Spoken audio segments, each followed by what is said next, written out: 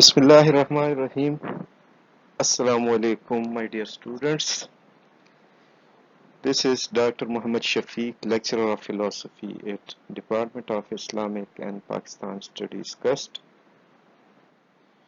And the course I'm teaching you in this semester is called Introduction to Philosophy, and the course code is PHI 102. Today we are going to discuss the history of idealism, and if you remember our previous lecture, which was about idealism in general, this is in that sequence the second lecture about idealism, which is basically a school of thought in metaphysics trying to explain the nature and of the reality of the universe.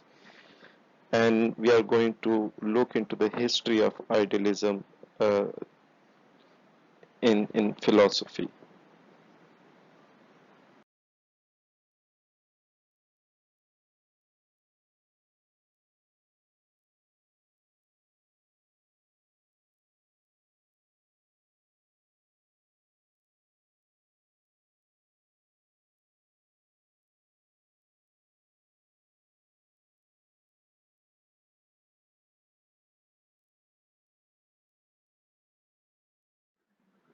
Next comes a very famous German idealist, and his name was Leibniz. Leibniz was basically a contemporary of Sir Isaac Newton, and both came with different kind of theories while explaining the reality of universe. While Newton came with the theory and discussed atoms to be the unit of this world, on the other hand, Leibniz came up with another idea, and he called the units of this universe as monads. For Newton, the atoms or the unit of this universe is material in nature, while for Leibniz, the units of this universe or world are ideal in nature, and he calls them monads. Hence, his philosophy is called monadology. So, Leibniz expressed a form of idealism known as Panpsychism. The true atoms of universe are monads, individual, non-interacting, substantial forms of being having perception. In order to understand what these monads are, I would say if you know or if you understand what the atoms are for Newton, same are the monads for Leibniz. But the only difference between the two is that atoms are material in nature while monads are ideal in nature. They are individual, non-interacting, substantial forms of being, and they having perception. For Leibniz, the external world is ideal in that it is a spiritual phenomenon whose motion is the result of a dynamic force dependent on these simple and material monads. God, the central monad, created a pre-established harmony between the internal world in the minds of the alert monads and the external world of real objects, so that the resulting world is essentially an idea of monad's perception. Now let me explain it. For Leibniz, as being an idealist, obviously he believes that everything which is real is ideal in nature. So for him, God, who calls him the central monad, he is also ideal in nature, And he created a harmony which was pre-established between the internal world in the minds of alert monads and the external world of real objects. Now, this external world, which for us apparently exists, it has a harmony or connection with the mind, with an, a central monad, an absolute mind, which is God. He has created other alert monads, which are the minds of his creature. And then he has created a kind of harmony between material objects and these monads and these alert monads or these minds. So that resulting world is essentially an idea of the monad's perception. Now, what does it mean? It means the way a monad perceives, the way the mind perceives, or the way the mind sees the external world, that is how this external world exists. So, this external world of material objects is solely dependent upon minds and their perception. So, if there are no minds, there are no ideas, there is no external or objective world. Hence, the ultimate reality or the primary reality of this universe is ideal, or it's a mind, and it's not material, or it's not matter. Matter or material is mere perception of monads. This is what Leibniz's idealism is. Now we move on to another school of thought, another philosopher who is considered to be one of the pioneers of British empiricism, George Berkeley. He's also called Bishop Berkeley because he was a bishop. And being British, he's considered to be pioneer of British empiricism or father of idealism. So George Berkeley, known as the father of idealism, and he formulated one of the purest forms of idealism in early 18th century. His argument is that he says that our knowledge must be based on our perceptions, and that there was indeed no real knowable object behind one's perception. In effect, that what was real was perception itself. Okay, let me try to explain this part. For Bishop Berkeley, all our knowledge is dependent or based or founded upon our perceptions.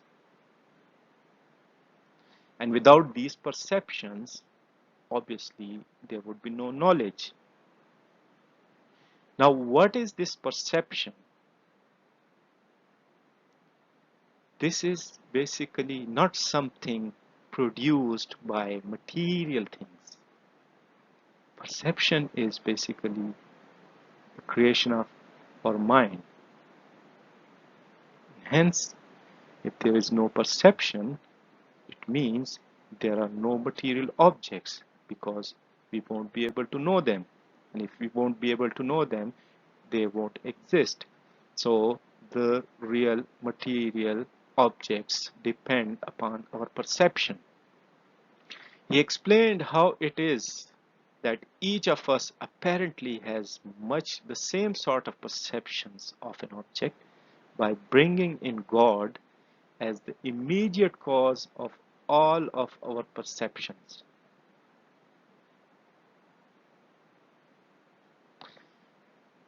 Again, in his philosophy, being a theistic philosopher, believing in God, strong believer in God, being a bishop, George Berkeley says that God is the immediate cause of all of our perceptions. That is why each of us individually have the same perception of an object because they are all connected by God, who is the immediate cause of all perceptions. So his version of idealism is usually referred as subjective idealism or dogmatic idealism. Now, what is subjective or dogmatic idealism? Again, next part of this lecture we are going to discuss in detail, but here I would give you a brief idea about subjective idealism. There are two major kinds, objective and subjective idealism. Subjective means individual or basically inside. Now, my subjective idea could be different than yours, and yours could be different than the third person, and so on and so forth. So there are different, as many subjects, there must be as many ideas or as many perceptions of different objects. But because God's position in Berkeley's idealism is central, and he is the immediate cause of all our perceptions, he is the one who connects all of our perceptions, mine, yours, theirs, everyone's. That is why we have apparently same sort of perception. But at the same time, it's subjective because it is inside our minds. Similarly, as Iqbal would say in his verse that अपने मन में डूब कर पा जा सुराग जिंदगी तू अगर मेरा नहीं बनता न बन अपना तो बन. Now the reality is subjective in nature, and that is what Berkeley says, that it is subjective, and Iqbal says, he seconds him, he says that in order to know the reality we have to go inside ourselves. अपने मन में डूबना है in order to know the reality. And if we want to get into ourselves, obviously that is not something material, that is ideal. Hence, Berkeley is one of the pioneers, or he's called to be father of idealism, but I would say he's the father of modern idealism. Now let's move to the another gigantic or very famous philosopher, Hegel, and let's see what does he says about idealism. Hegel is the famous German idealist who says that any doctrine, such as materialism, for example, that asserts that finite qualities or merely natural objects are fully real, is mistaken. Why? Because finite qualities depend on other finite qualities to determine them. Now, let me explain a few terms here used which might be new for you. Now, what is the finite qualities? Obviously, all the reality on all the material world we know has some sort of qualities.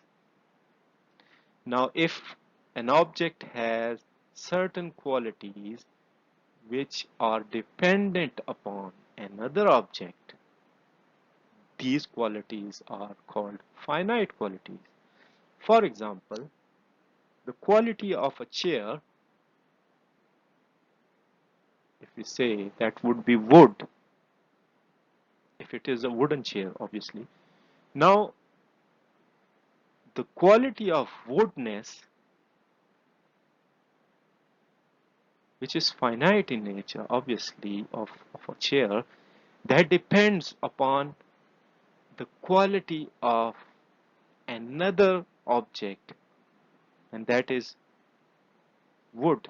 And wood's quality depend upon the tree, and the tree quality would depend upon the soil, the water, the air, so on and so forth.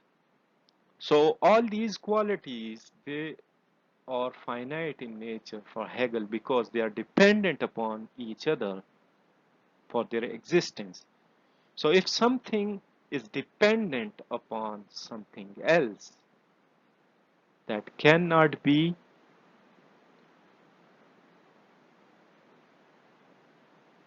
real. So Hegel called his philosophy absolute idealism in contrast to the subjective idealism of Berkeley. For Berkeley, as I said, that idealism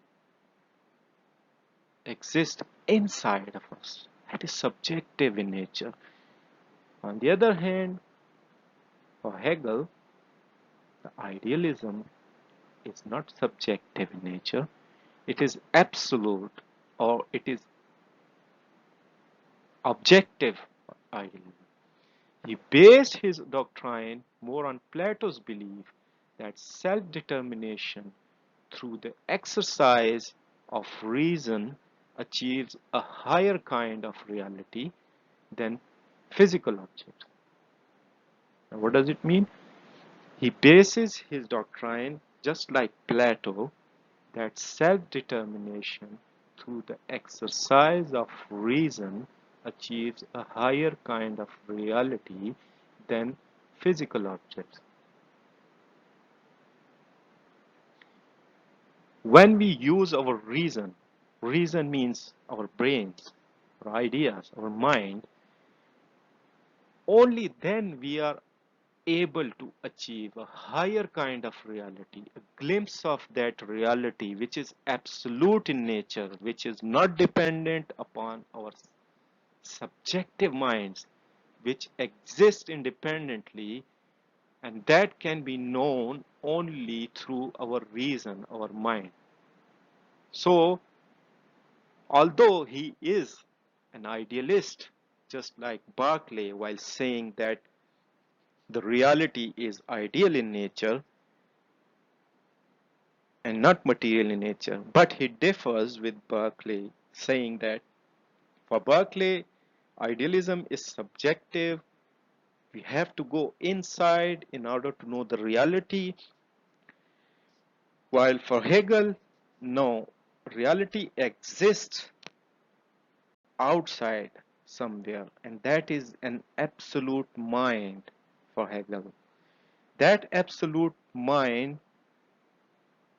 can be known only through the exercise of reason, only through the use of our minds, only through ideas, which not only says that for knowledge, mind is essential, or mind is foundational in order to know, but also contends that reality is ideal in nature. That is why we can know the reality only through our minds, only through our reason, and not by our perception or our senses. So he is basically called an absolute idealist. Another very famous German philosopher called Arthur Schopenhauer, although he is famous for various reasons, he is also happens to be an idealist. Schopenhauer basically accepts Kant's division of universe into phenomenal and noumenal, suggesting that noumenal reality was singular, whereas phenomenal experience involves multiplicity, and effectively argued that everything, however unlikely, is ultimately an act of a will. This must be a bit hard to digest for you guys because first we need to explain a little bit about Kant's division of phenomena and noumena. Immanuel Kant was one of the very famous and great philosopher. I personally like him very much because his philosophy appeals me so much. Uh, he comes up with the explanation of this universe, saying that every object in this universe has two aspects. One he calls phenomena, and the other one he calls noumena.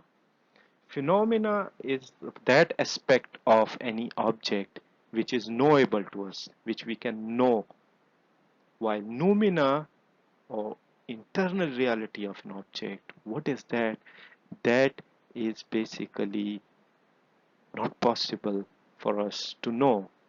Hence, he has described the limitations of our knowledge.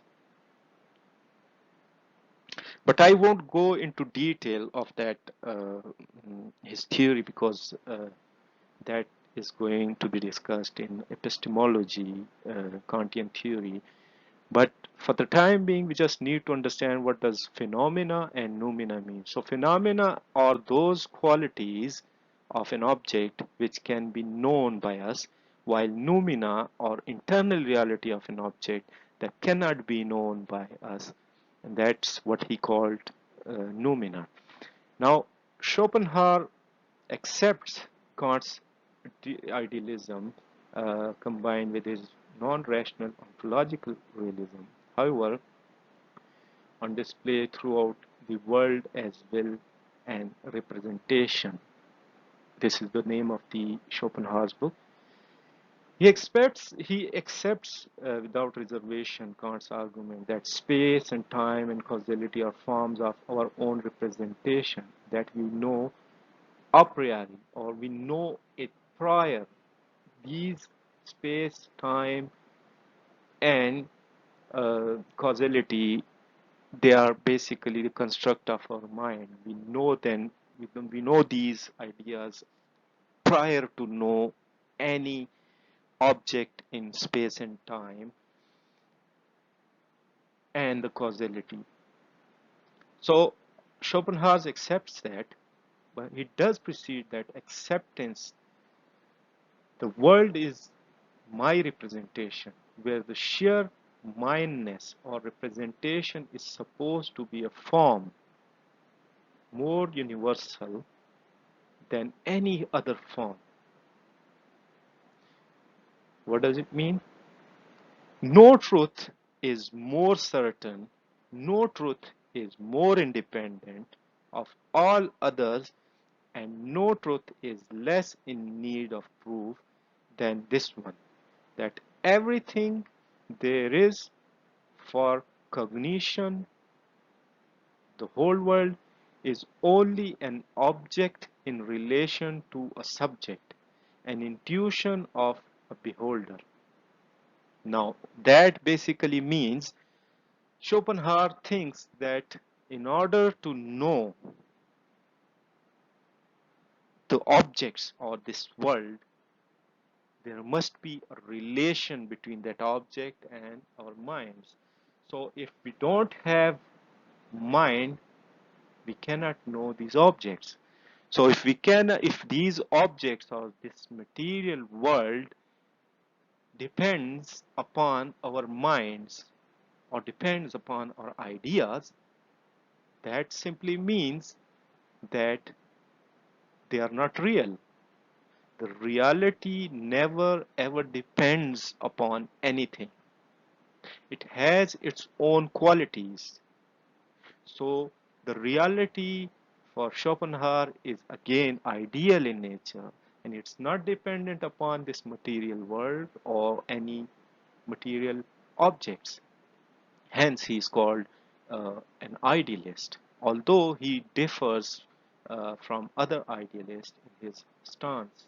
But for the time being, I would say that we just need to understand that Schopenhauer is also an idealist, proving his idealism just by his principle of relationship. For him, the reality is singular, whereas phenomenal experience involves multiplicity, and effectively, he argues that everything, however unlikely, is ultimately an act of will. If we don't have a will, we don't know the reality. Will for him is alone gives man the key to his own appearance, reveals to him the meaning and shows him the inner workings of his essence, his deeds, his movements. And will, if you think closely, will is not material in nature. Will is something ideal in nature. So everything depends upon will. Basically, means everything depends upon ideas. So if something depends upon ideas, that means it's not real, and if it's not real, then the thing which it depends upon must be real, and that is idea. Hence, Arthur Schopenhauer is also an idealist. Now, the next part of this lecture, which I am going to record separately, we are going to look into different types of idealism. Although we looked into the definition and the history of idealism throughout philosophy, and because of the shortage of time, we cannot touch upon all the idealists in philosophy. Therefore, I chose those who are very important. But without understanding different types of idealism, it won't be possible for us to grasp the whole idea behind this idealism. So we need to also understand what are the different types of idealism, such as subjective idealism, transcendental idealism, absolute idealism, and objective idealism. Again, these are not only four types of idealism, there are certain other types of idealism, but these are the more important ones and the major ones. So we are going to discuss these in detail in our next recorded lecture.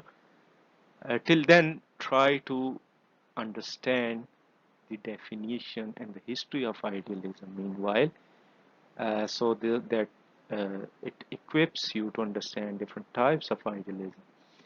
And till then, I would say take good care of yourself and be safe. And I will see you in the next lecture. And these are the books recommended. These are the two major books. If you get hold of one of these, that would, I suppose, be sufficient for you to understand the concept of idealism and what is the role of idealism in metaphysics. So, if even if after reading this book and listening to this lecture and online search, if you could not understand anything, or if you have any issues or any questions, please do ask. Let me know uh, before our next lecture, so that we can explain these different ideas or concepts which are not clear before starting the new topic. So till then, I will say Allah Hafiz to you, and see you next lecture. Thank you very much, and goodbye.